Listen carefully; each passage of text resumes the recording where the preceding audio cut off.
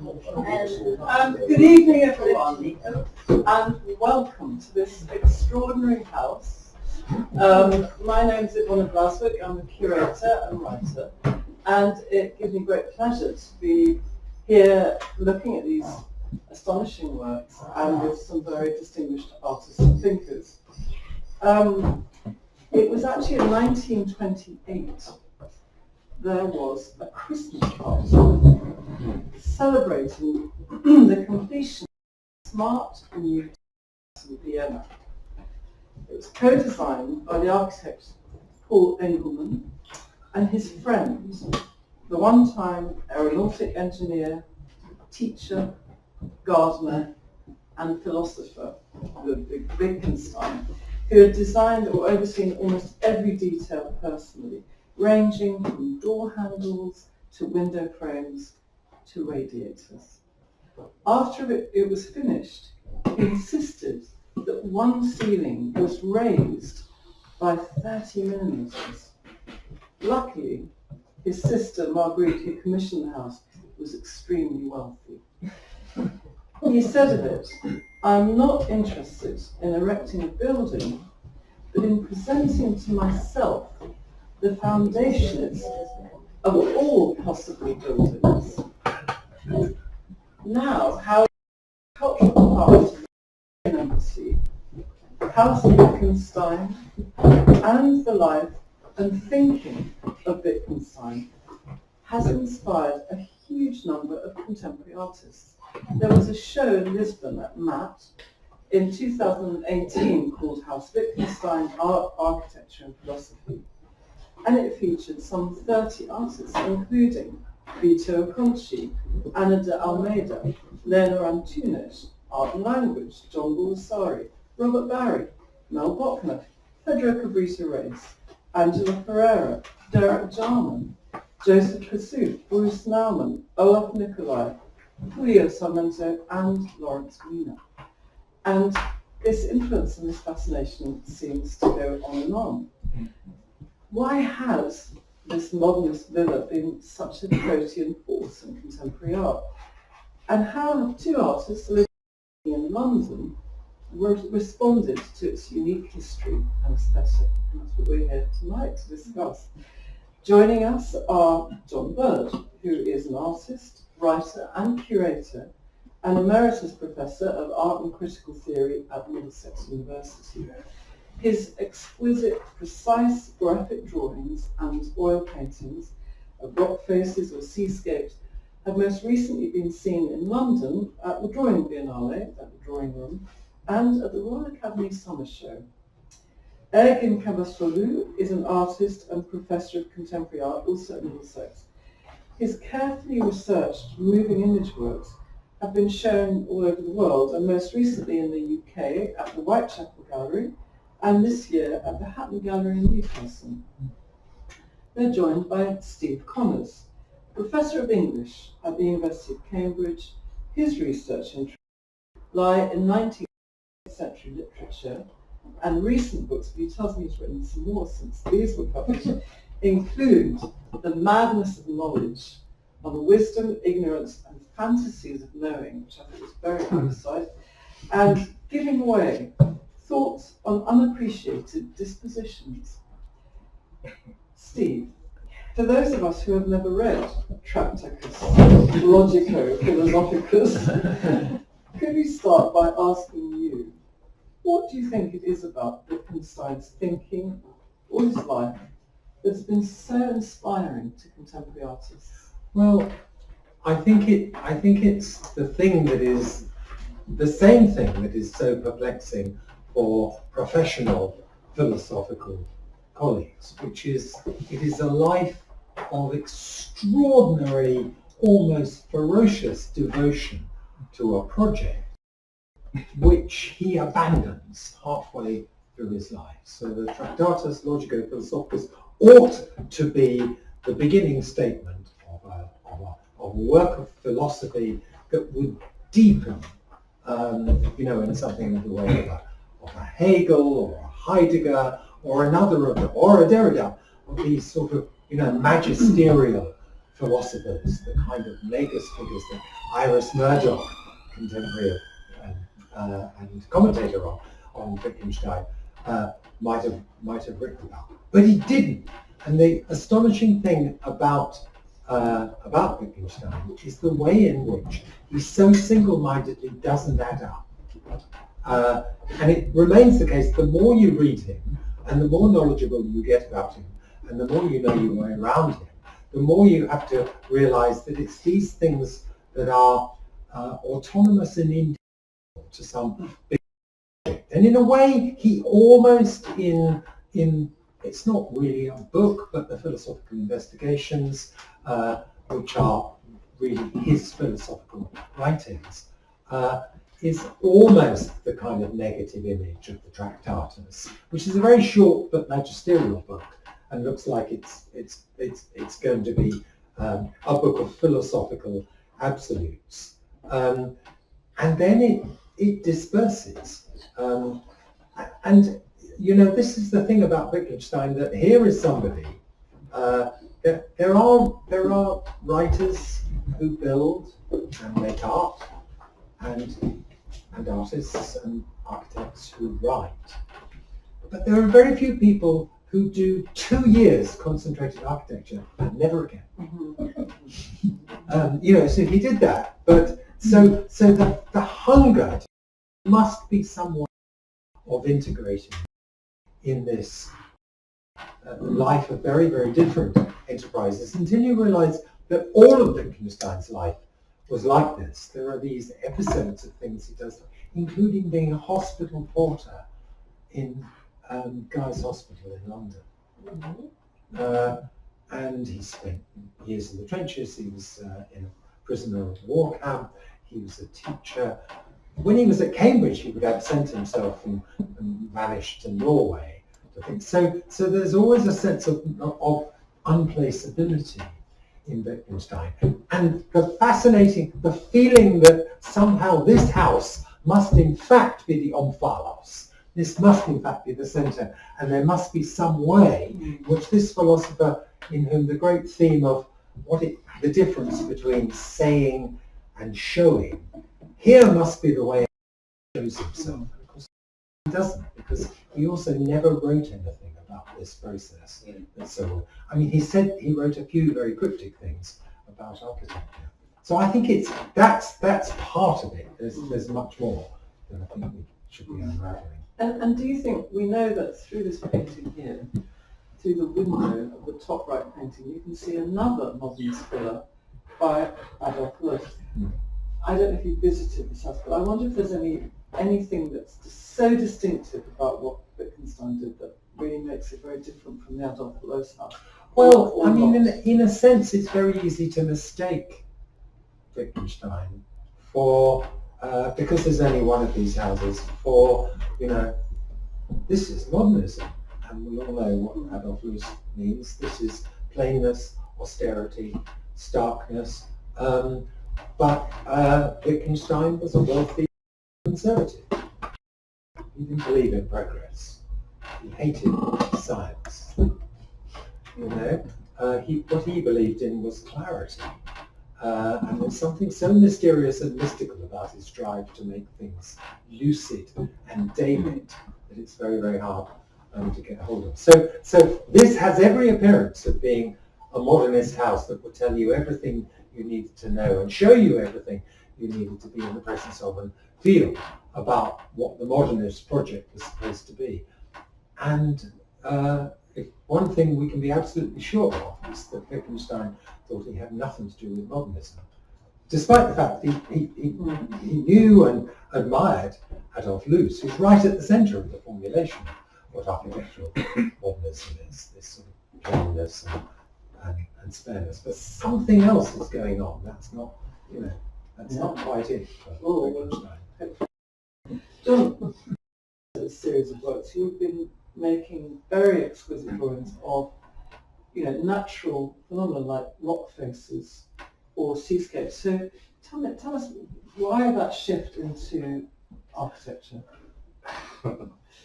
I tend to work in series. I mean, I'm somebody who's gone back to practice after many years of doing other things. I started off in practice. Well, actually, I started off in university in philosophy and dropped out after the first year. I went to art college. They had much better parties and I had a much better time. And followed a kind of art career after I finished college for a few years. But then, I guess because I started philosophy, I got interested in conceptual art. And sort of took me back to language, and then that took me to do an academic program. And that's when I when I first, I was aware at the time when I was at college, but I rediscovered it in the 1970s when I was doing research myself towards a PhD. So, friends were going around with Lord of the Rings, and I was going around with the Tractatus, probably getting the same thing from it. Anyway, and then I became an academic historian and a curator and a writer for many years, but missed practice. So I wanted to go back to practice, which I did via the Royal Drawing School, the year there. And I, it's the thing that, of course, Richter and others talk about, is what was going to be my subject. And the fact was that the artists that I was known and associated with, like Leon Golubow, Nancy Spiro, so that were artists, and I knew I didn't want to make, in that respect, kind of explicitly work that was kind of social or political, that kind of way. But I work out of personal experience, and that, in a way, is to the because a passion, an obsession for many years was climbing, being in mountains. And I became very interested in the structure of mountains and the structure of rock, and through that with things to do with kind of geological time and long time. And so the first sets of work that I did were either to do with sort of surfaces, with water, because it's how you convey the immensity of something and the surface of something, where the relationship between surface and what was beneath was in a way complete contradiction, because you however rough the sea is, you go down a few feet and it's calm. And that I found very interesting, and tried to do some work about it. I wasn't trying to paint the sea, but I was trying to investigate that kind of relationship. And it was the same with mountains, our experience of actually being close up to rock and experiencing rock and kinds of rocks. And you're interested in rocks, you also get interested in geological time. And so that's, in a way, that's what I was doing for quite a few years. And then there was, brings us up to kind of lockdown. And I spent a lot of time in Haus Heath and started doing work about trees there. And so, in a way, although I've always been interested in architecture and design, and I've taught it when I was at college, things like that, I hadn't thought of it in that respect as a subject. But this brings us to, I guess, the origins of this. I was in Vienna in 2019, and I was curating an exhibition of the artist Alfredo Jarre. And I knew about the Wittgenstein house. I'd heard of it, and I'd seen images of it. And Alfredo was very interested in Wittgenstein. So we took half a day off to go and visit the house. And the house is owned by the Bulgarian government, the Bulgarian Culture. So the day we went, there were just the two of us, a very unfriendly guard who was rather reluctant to let us in, and then he did. And said, no photographs, which I was photographs. And I was really taken with the space, because on the one hand, it was the sort of extreme example of the white cube, and yet it was also a domestic interior. And I, with Ergin, who is a colleague at Middlesex, we'd been talking for a long time about doing something together, and we hadn't really come up with a project. But seeing these internal spaces, I knew about the anamorphic drawings, the one that's in there and the one that's upstairs, and I thought, this is an ideal work for this. Ergin is Bulgarian, Turkish, British, and I thought, well, this is a way into the house. So maybe here is the project. Maybe this is the answer we've been sort of skirting around for quite a long time. I could curate Ergin Çavuşoğlu in Haus Wittgenstein in Vienna. And that's how it started. That's how the discussion started. Dinner. Dinner, yes. Yeah. But then I started doing work myself. I take lots of photographs and things like that, and also you go online. There's a lot of stuff about this online. And I started doing drawings, because drawing's always been a way of thinking for me. So I started doing work as well. But the intention always was, hopefully, to show it in Haus Wittgenstein in Vienna. And they do have art. In fact, the time when I went with Alfredo, there was art around the walls, not very interesting art, and you felt it was just a concession. We've got to do a cultural program, so we'll put a few works up. And then we had quite a long time of trying to contact them. Ergin's contacts, my contacts, and eventually, which went to ambassador level, we got a response from the director at Haus Wittgenstein, who we arranged a formal appointment to go and discuss it. And in the meantime, I know Danielle, and we talked about this project, and she said, well, I've got a house, which is also a gallery, so maybe this is a way of starting off the project, doing it there. And so actually, that's how this came about. In the meantime, we did get to Vienna in March. We had a meeting, and it will be transferring to Haus Wittgenstein in Vienna next April, May. Save the date. Yeah. So we'll come to Vienna. Yeah. It's a big space. Yeah. It's a much bigger space, yes. So as you come in, you'll find some drawings on your right, and then there's a whole group there. There's a model and another group here. And one thing that is quite striking is that you often feature lobbies at wells, and you quote here, language is a labyrinth of paths. You approach from one side and know your way about. You approach the same place from another side and no longer know your way about. So can you say something about what these kind of interstitial spaces, why they interest you? Well, I suppose they're places of transition. They're also places which, in a way, determine your movement around a space. Mm-hmm. You know, so they either like the elevator, which transfers you from one floor to another, or the entrance hall, the way you come in. This was clearly something that was absolutely central to Wittgenstein, because you go into the house and you go into a kind of lobby area, these glass doors, and then you go up the stairs, and then you're in this sort of hall, and there are rooms off on different sides, and there are these amazing doors that he designed, which are very glass, and there's double doors, so there's a door on the inside, then there's a space, and then there's a door leading to the outside. And he spent an enormous amount of time thinking about the proportions of these.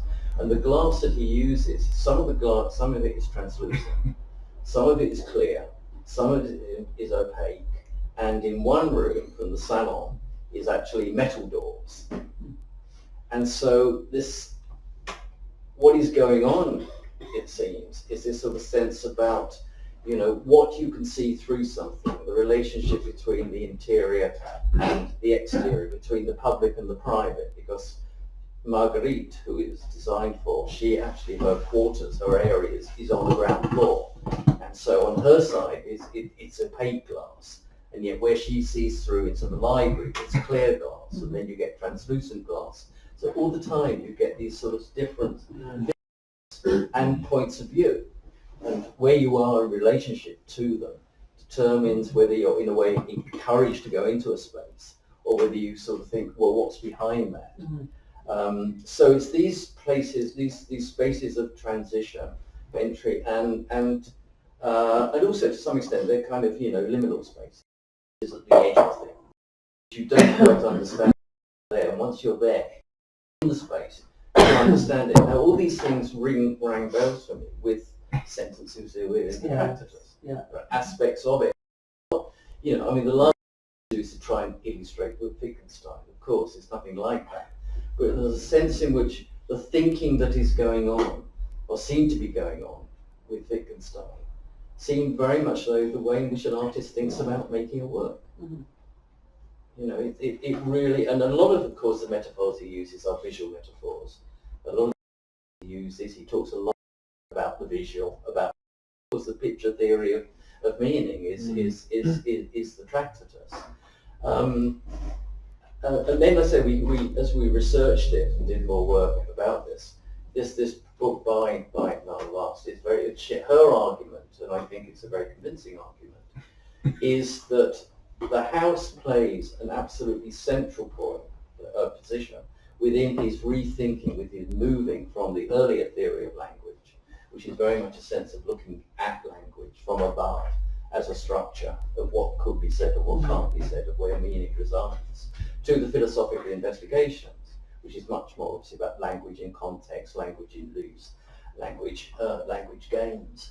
And that experience of architecture, of actual spaces, of moving from one space to another, of one orientation to another, of crossing one barrier or boundary,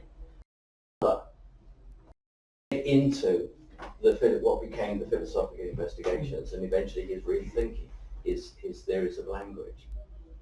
And in the collages, I don't know if everyone can see them, they're also, you put in, for example, on one landing, suddenly we see the surface of the sea, or on the side, the cladding leading up to the staircase, you've got marbled papers.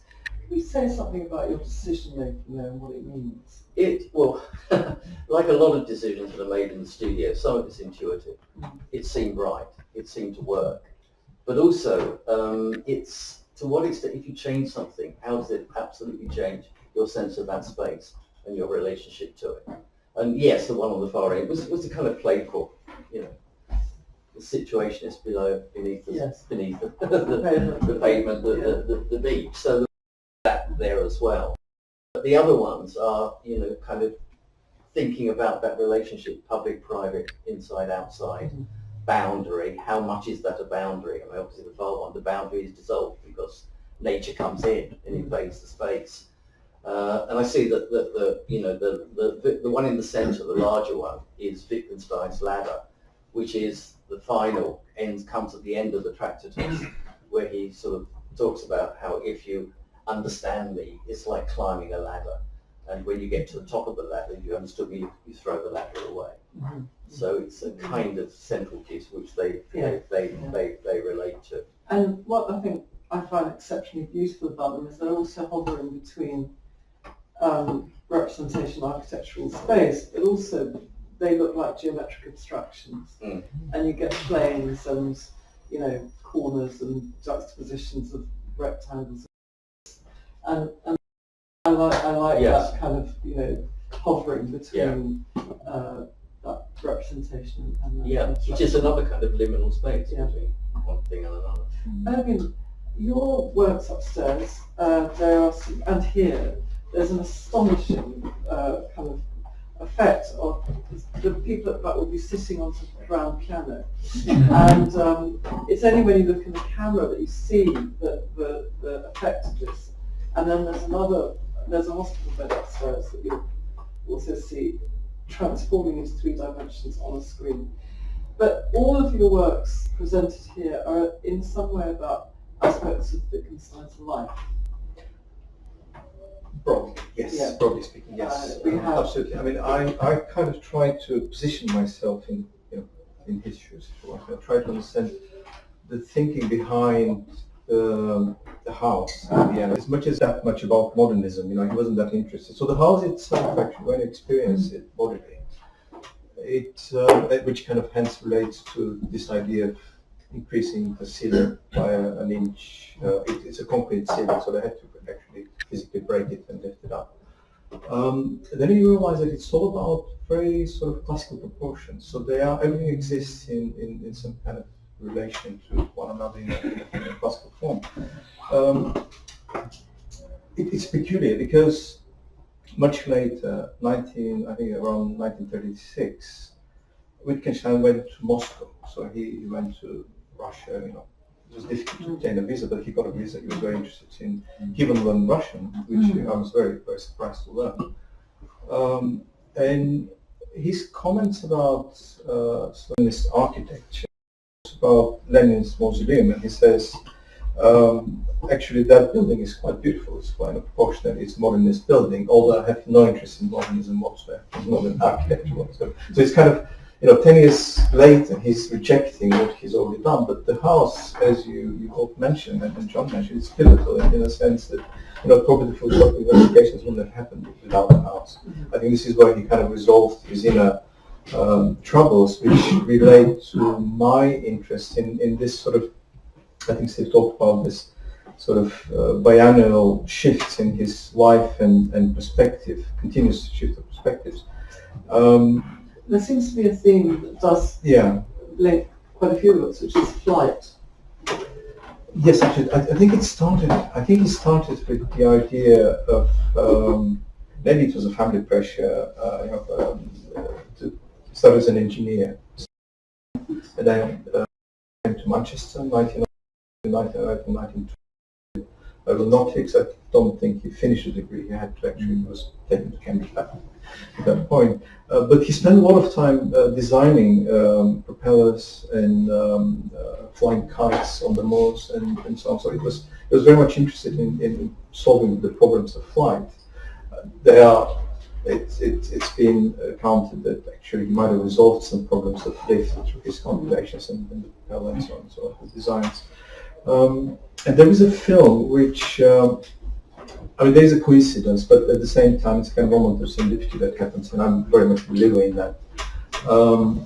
Because the film depicts a character in his 90s who I discovered on the street one day, an airplane model maker. I was absolutely fascinated when I saw them, and I bought the whole lot, and I said, this is beyond anything I've seen. This is, he's model maker par excellence, but the model idea also relates to Wittgenstein because he started the Tractatus as a, the impetus for the book was a model, was an idea in a court case in Paris, where they narrated, so they made a scene of the crime scene was made as a model. So this is kind of getting the idea of thinking sort of spatially. So.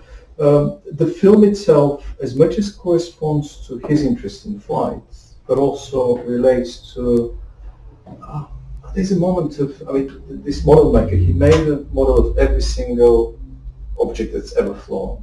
So he had them hundreds and hundreds, so, from the Wright brothers to nowadays, to modern aircraft, but then he categorized them. So he had the systems of putting them in boxes and categorizing them by scale, by country, by purpose, and so there is and he created these systems of classifications, which kind of, when I saw them, I couldn't fail to think about it in the way, Wittgenstein talked about sort of classifying his thinking, and so yes, the film very much, it's layered. So the number, the more I looked at it, he lived the kind of the model maker lived a very hermetic life. He slept working in one single room, and so the more I looked into Wittgenstein's past, after he gave all his wealth away, that's how he existed. He was in a very confined space. Do you think Wittgenstein? When I saw that model for the kite, I was also reminded of Taplin, and Taplin did these amazing models for flight. Do you think that was a kind of a zeitgeist about that time in the century when flight was the huge kind of possibility of defying gravity? Do you think he was also part of that? Okay, so for me the narrative is, it's kind of woven in there's a different sort of way of responding to this. It started with a book by Calvino, long time ago, where Calvino talks about the idea of lightness in literature. So he talks about sort of the lightness in sort of the way you approach writing, through a series of examples. But of course there is a pun in it, sort of light and lightness, and an object being light, but also meeting light. And I started working with this idea, came across Alexander Bell's sort of experimentations in flight. So he was really, he designed hundreds of kites, he's been all the different prospects. So I was very much drawn to this idea of light and lightness through, but then the kite flying object obviously represent that very much. But I was thinking conceptually in terms of light in relation to art making. So, I mean, part of the anamorphic drawings are about lifting weight from an object. So it is part dispersing with this idea of object altogether. I mean, when the first time I made an anamorphic drawing, it was thinking in sort of how do I create an informal architectural or sculptural form that doesn't have substance to it. It no longer exists. So anyway, so all these ideas started converging until I came across Wittgenstein's interest in flight and the kites. I mean, he was designing them upstairs. His own design, so it's quite a large object. They were able to measure the different. And music is the other. What else we think with the grand piano? Apparently in his family home there were 9 grand pianos. So could you say something about that, whether music is also of interest to you in your work? Oh, very much so. Music, I mean, conceptually, I've been kind of working with music. I have I'm not musically trained, so I'm not obviously anything I've not like dancing, anything I've studied in school. It's been sort of the very basics, but I have an interest in sound and music altogether. I've done works in the past that relate to sound. In a more conceptual manner, there is a work called Quintet Without Folders, which very much talks about sort of the music that's sort of in liminal sound. I work with a group of Roma musicians. I'm not going to talk about that work, but it kind of relates to this because Wittgenstein himself was a traveled mind. I mean, he did not exist in one place. He was in between places in terms of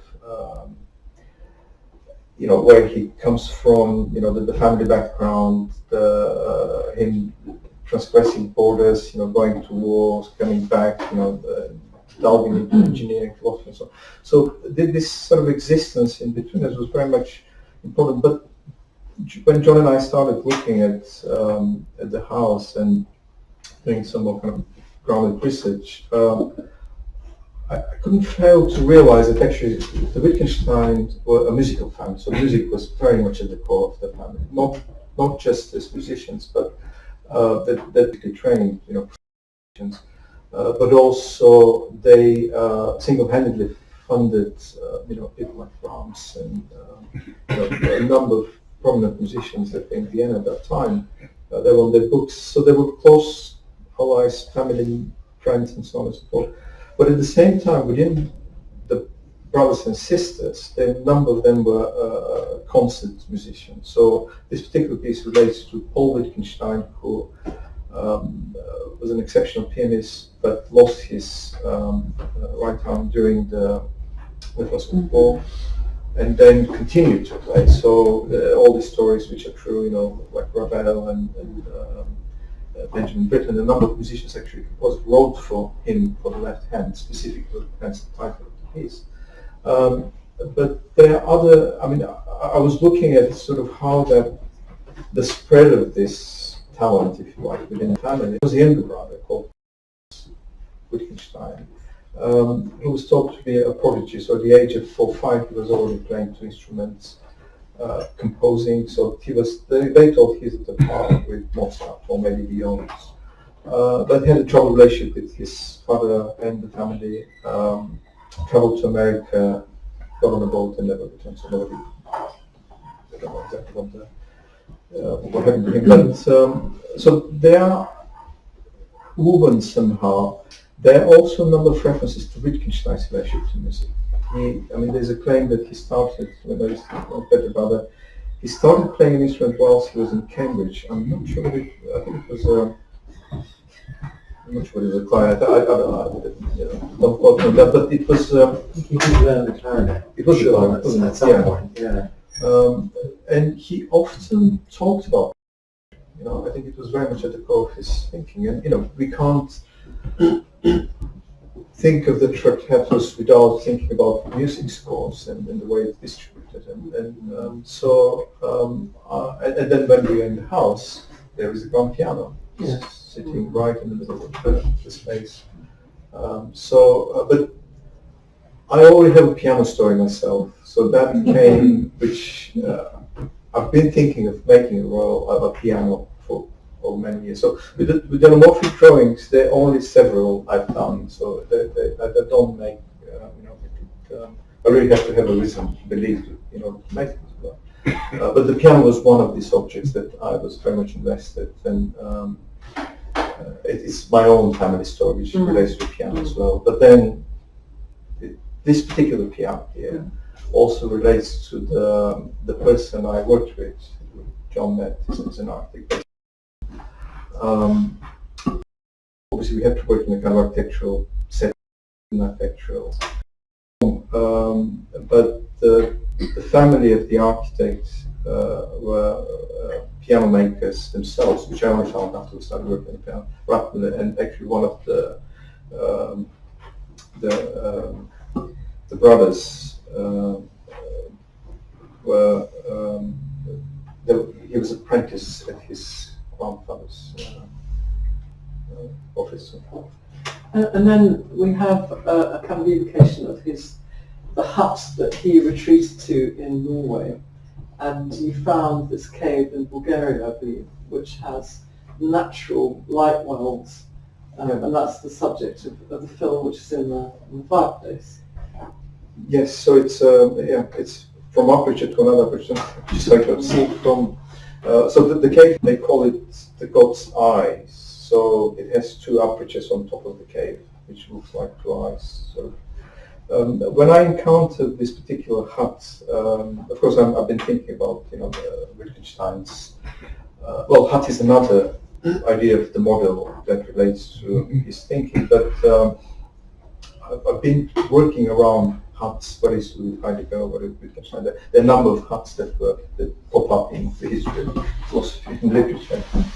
So, but that particular one is a response to a Neolithic object, which I encountered in a museum years ago, and somehow I tried to link Wittgenstein's history, him going to Norway and spending some time in a hut. See, at the beginning you said that you thought that this intense and yet eclectic kind of life is something that is attractive to artists. Do you think his sexuality was also part of this, of being a kind of outsider, or of this roaming around and being in a place, you talked about his life in Cambridge, where he was quite resistant to being part of that, the fraternities. I honestly don't know enough to form a view about this. The one thing I feel quite sure of is that Wittgenstein was the last person to kind of romanticize any form of marginality. I think he would have found that laughable and contemptible, actually, really, because for the most important for Wittgenstein was to understand what you were doing, which was turns out to be a very complicated thing, and this is why he kind of abandoned philosophical explanations. He abandoned one of the things wrong with seeing yourself as an outsider is it's abstract thinking, and I think in the end what he's trying to do is to unthink the whole of philosophy from abstract thinking, from theory, actually. So I think he would be even more appalled by our moment, a moment in which theory absolutely rules and people, than he was by his own moment, and that's saying something. I mean, he's silent on such matters, and as I say, I tend to be informed about this. It's certainly the case that he certainly didn't fit in at Cambridge, which is, so why did he go back is the curious thing. After you spent 4 years in the trenches and then 10 years doing all kinds of other things, including building a house, and then he goes back and actually ends up teaching in Cambridge, where he has very little influence, but completely transforms philosophy in Oxford. And he, to which he only went once. I mean, there is a very funny novel by Terry Eagleton, who wrote. He did write the screenplay for Derek Jarman's film with Wittgenstein, who was in fact my own tutor in Oxford. So it's a fantasy of Wittgenstein ending up in a cottage in the west of Ireland. Actually, with the Irish revolutionary hero executed, Patrick Pearse, and Leopold Bloom from James Joyce's Ulysses. And this strange, gaunt figure arrives, and Leopold Bloom says, are you on the run too? He said, yes, I'm on the run. I said, what are you on the run from? And he said, Dons. That's just in the novel. But I mean, in a certain kind of sense, it was absolutely his home, because I mean, the person who I think, the philosopher I think is most influenced by Wittgenstein is J.L. Austin, John Austin, in Oxford. And there's a story told that the most terrifying thing as an Oxford philosophy undergraduate you could ever hear would be J.L. Austin with his pipe saying the sentence, "Would you mind saying that again?" Because you could never be sure why you had said anything in such a world, which was a world of fierce probing into the given, the obvious, the immediate, not the abstract, the metaphysical, and the theoretical. And also a world of strange, it was the world of Alice in Wonderland, actually, and there was something of that absurdism, I think, in late Wittgenstein, you know, who will deliver himself with views like, if God wanted to know all the places of pi, he'd have to do the maths himself, like us. He can't. It's not possible that God can know it all already. Yeah. So it's that.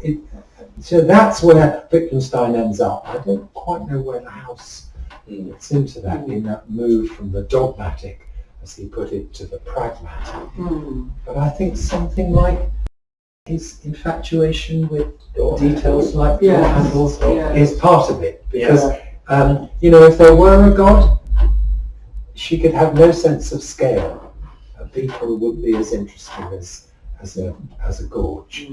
And similarly, you know, I'm sure Wittgenstein, looking at the house, there isn't a bit of it that is the main bit, as opposed to the accessory bits of it. You know, so that's a very long answer, and I think, and it's really about the move away from abstraction.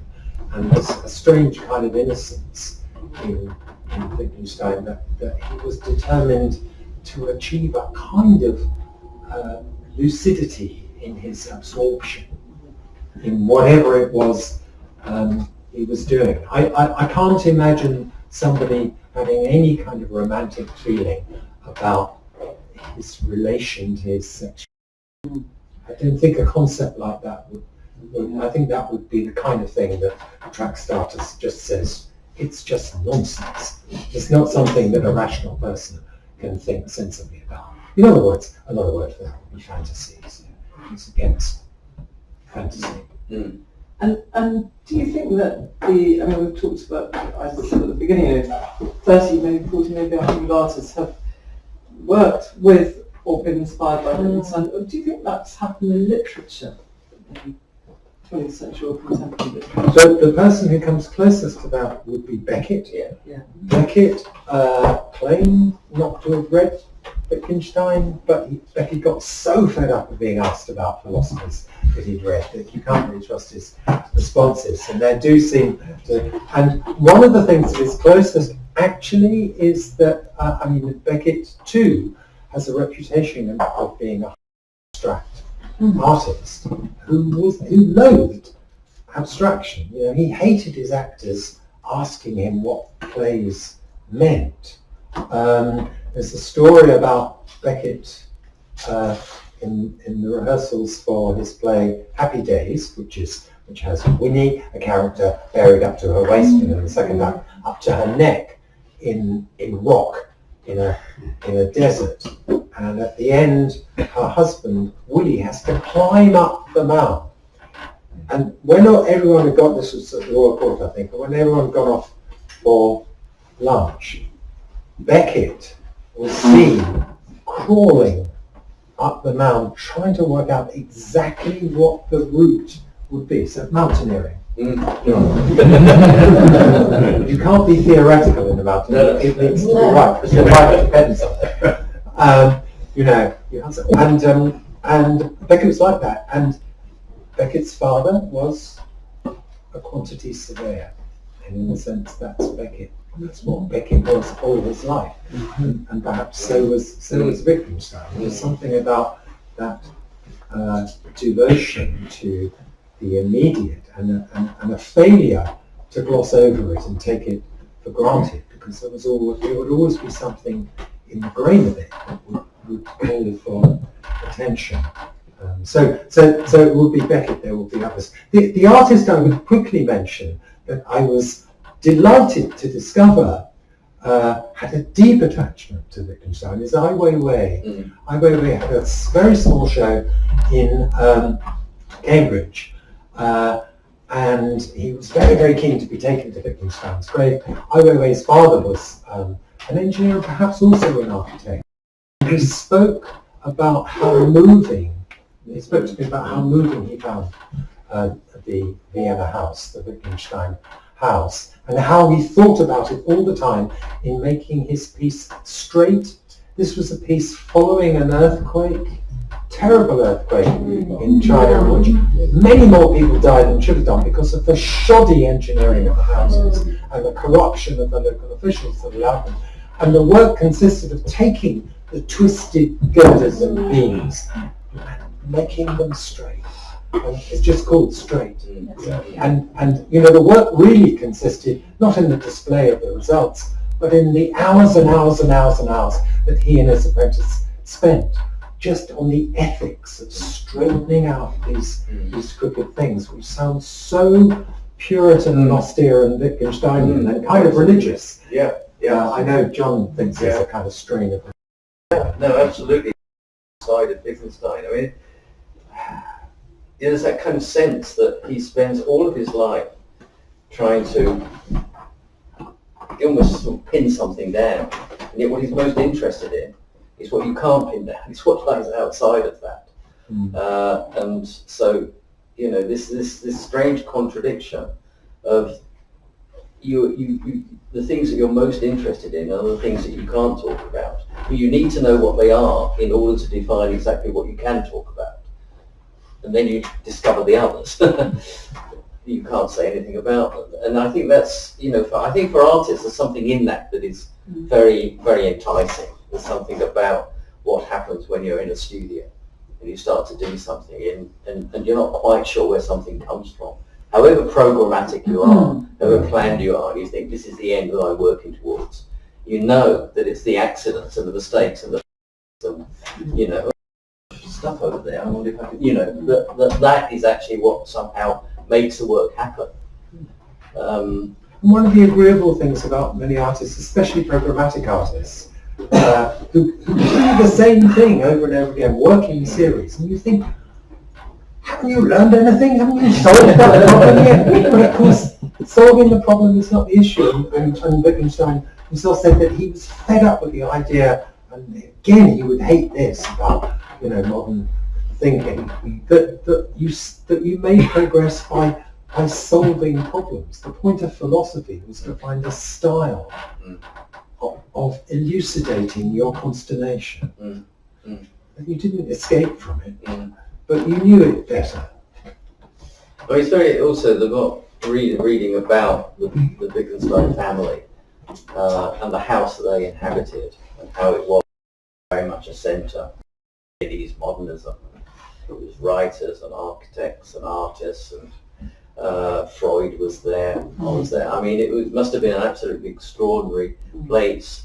And to sort of think to the extent to which this is what he grew up with, this is what he grew up in, and the way his gesture of rejection was that gesture of, because he was, you know, to inherit an enormous fortune, was to give it away, saying, no, I don't want to have anything to do with it. The only time he regretted it was actually in the house where he wanted to raise the ceiling by the 3 centimetres, and he suddenly thought, if I still got some of that money, I'd be able to do that quite easily. Whereas he's made use of the money. I mean, yes. there's a story when he was in Manchester. They took a trip to Wales somewhere, and he hired the whole train. So he had enough money to buy the whole train for his friend, and he had to travel. Yeah. So, but there's that kind of sense of going to where the hardest place might be. I mean, in Norway, this hut, which has, you know, been rebuilt, and apparently you can actually go and stay in it.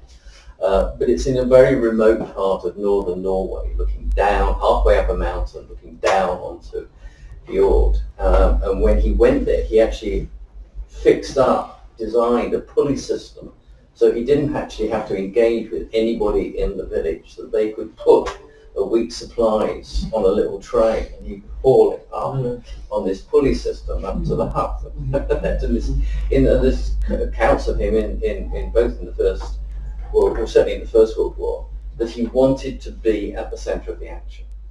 You know, he absolutely wanted to be in the most dangerous place, the most exposed place, and repeatedly. And it's that kind of sense of wanting to go to the most unforgiving, dangerous, the most challenging situation that you can be in.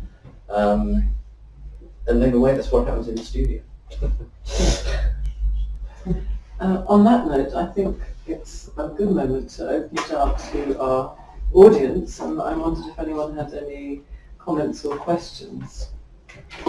Well, I was interested in the thing about the propeller, because there's a moment in Duchamp's biography where Duchamp, I don't know where it was in Paris, a big engineering exhibition, and I think he went to it with Apollinaire and other art world types, and he pointed to a propeller and like a new design propeller and said, that's the future of art, which is like the ready-made, but also like Brancusi or something.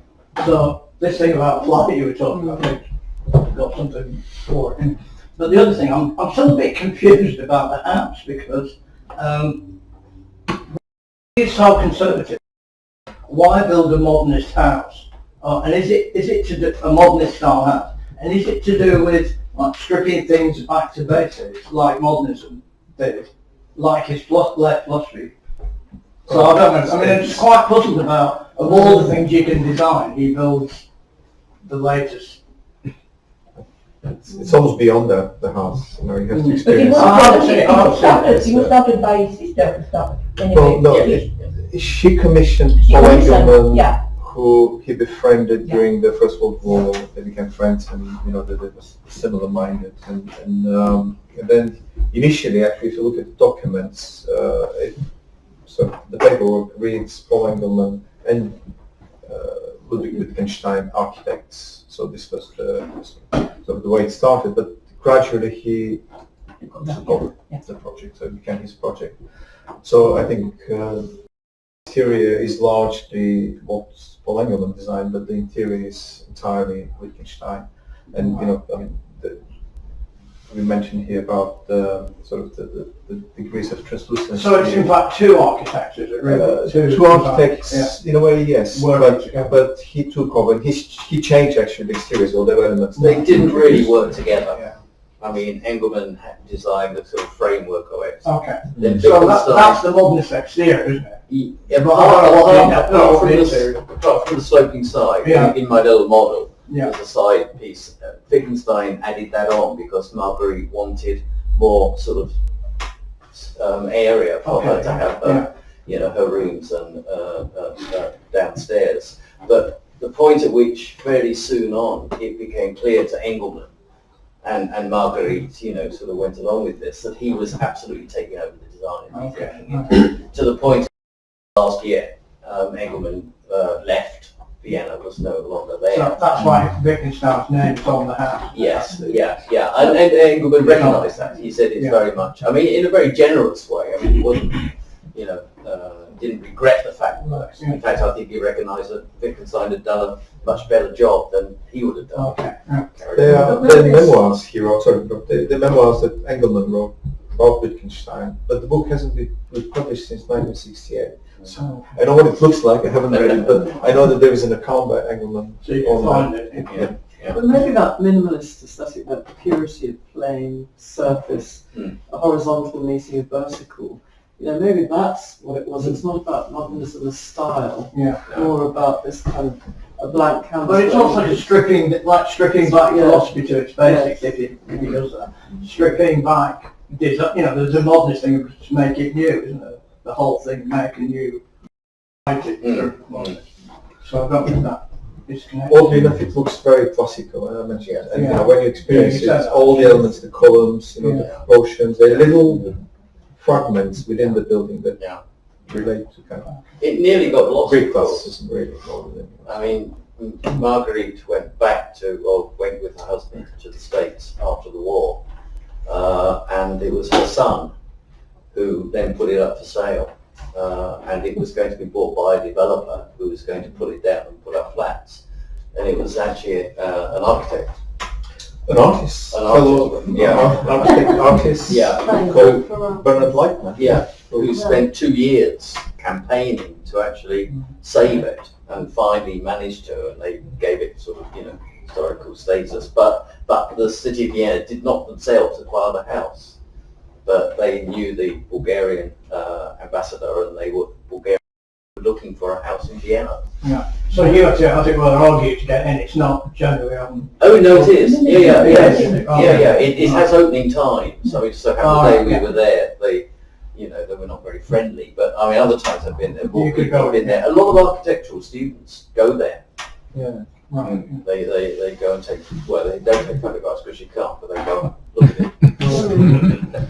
I mean, there are some flarings of extravagance, like, the radiator. Yes. The extraordinary thing is that half a accordion, it looks like it. I mean, I know this is your marvelous re-rendering of it, but it's kind of like that. Yeah. In situ. It's like a phantasmagoria or So something. the scale of it is all this place. Yes. Yeah.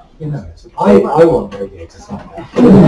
There's a question here. Yeah, I'm fascinated by, I think John was talking about the different translucent or less so or doorways through space. Yeah. And I mean, I've read tract-tiles, I've worked with tract-tiles, I've made lots of things about Wittgenstein, and the first thing that occurred to me was that's exactly how it is, in as much as that you can see through some things and then you can't, and then you see through something and then you can't, and that's how it holds you. And it's also a bit like another architect that I'm very fond of because of his being an architect and a poet, and that's a guy called Jon Bird. And Jon Bird would write a building. He would build it, he had to write it, and he would write it in such a way as how you would feel and what it was for as you walk through this space and you look through this window. And that's exactly the relationship Wittgenstein has to this building. I'm sure of it.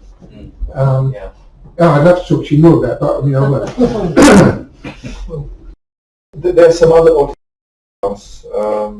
The shutters sunk into the ground floor, that lift up, and they convert the house into a bunker. When I say shutters, I'm talking about solid steel shutters, 3-4 meters tall.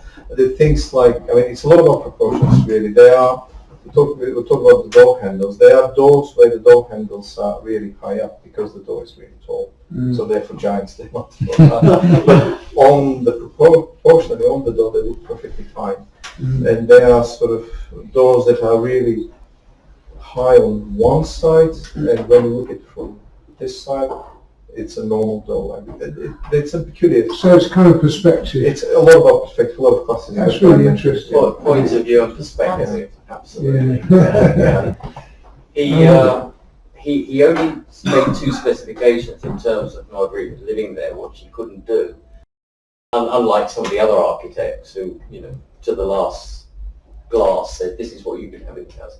He said, no carpets and no curtains. Yeah.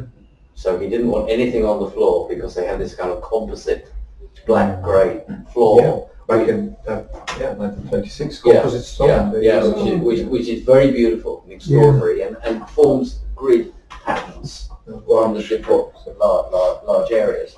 And because the way of shutting out the lights, he designed his pulley system of these very heavy metal shutters that just go, it's a piece of steel, and it sinks down to the level below, to the basement. Cantilever. Cantilever. And then with the pulley system, it's supposed we had to pull it up, but when we were there, they showed Given us the grace to lift one of them. And Ergin, with all his strength, was pulling at it and got it up about that far.